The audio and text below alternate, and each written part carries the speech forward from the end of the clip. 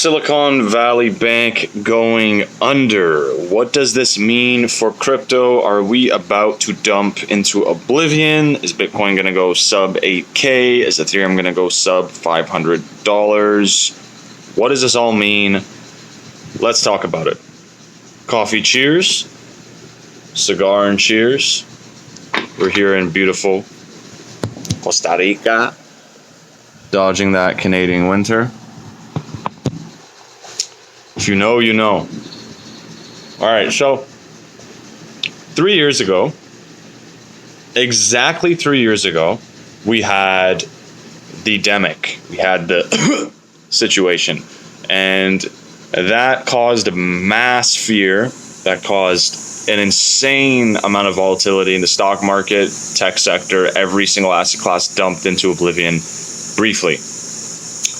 What we just experienced 3 years later around the exact same time was one of the biggest bank runs and I guess you could say defaults in banking history since the Lehman crisis, since almost 20 years ago. So it's definitely a big deal. For those who don't understand what a bank run is like essentially when a bunch of people want to go and withdraw the money that they have deposited, and they all go surging to these banks, or they all go running to the bank to get their money out. The banks don't have the money.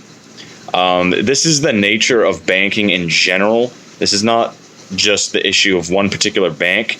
Banks thrive off confidence. Banks thrive off people not being afraid and running to take their money out, because they actually never have reserves. That's just the truth.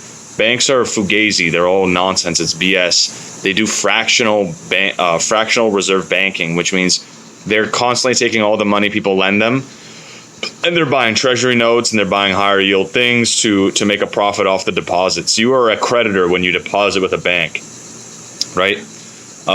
So any bank can go under if there's a bank run, if a bunch of people run to the bank and take money out. Now, it's unfortunate that this was a bank that specifically lends and specializes in Silicon Valley tech startups. And this is a heavy hitter also for crypto. We're in the tech world.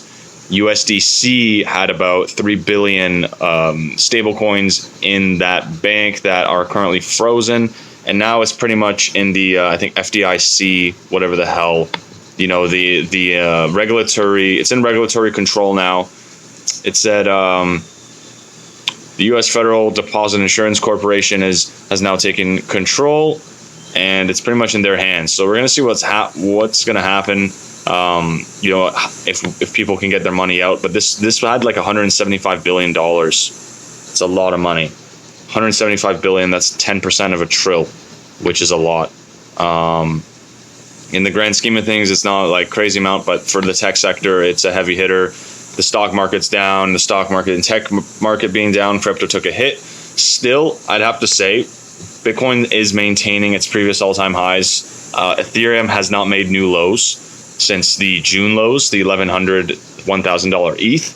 So these are all signs of strength, and I think this is the last catalyst. This is the last kind of breaker or, last Black Swan, whatever you want to call it, last major FUD event until a new cycle begins, because we're getting closer. I think there's two sides to this, right?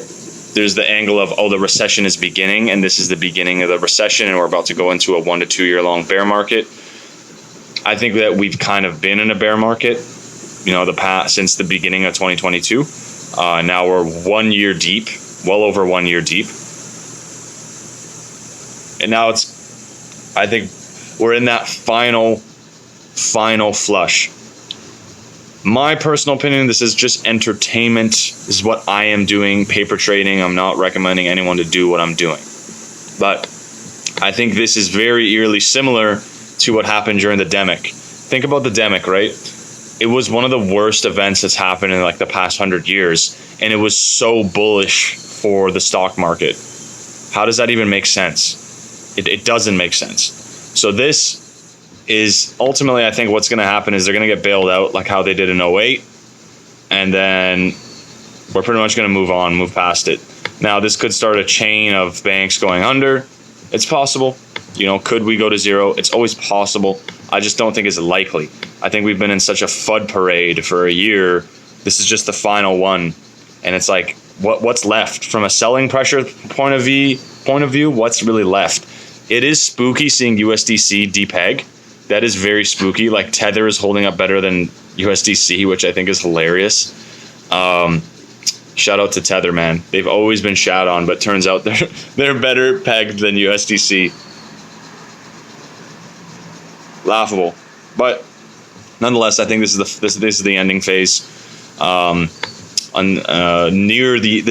almost at the end of this bear market until a bull market begins. So don't be afraid. Buy blue chips.